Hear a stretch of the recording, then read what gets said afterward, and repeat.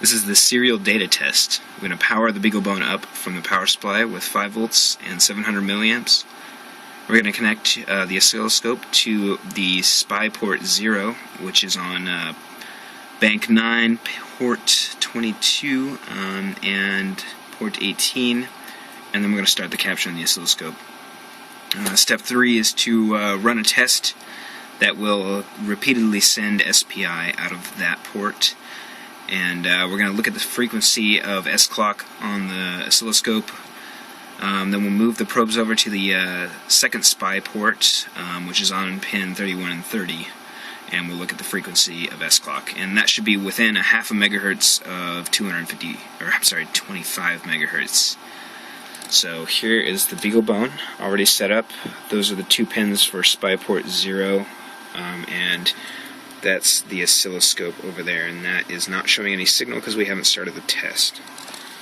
So I've already logged into the Beagle bone right here. You're looking at the console, so I can type on the console here and tell to run the test. So that's sending a SPI data constantly, and here is the packet that's going. So let's zoom in on this here and look at this beginning part of the data here, and this particular piece of data is some configuration for the LED constant current drivers. And so you can see the S-clock is the upper trace and data is the lower trace, and the frequency is being measured at 24 megahertz, and we are staying, looks like, within about 50 kilohertz of that, which is well within the 500 kilohertz range that we need to meet.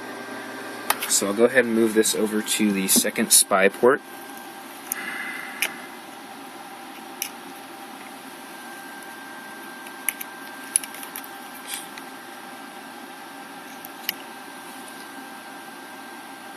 Okay, let's see if we get these right here.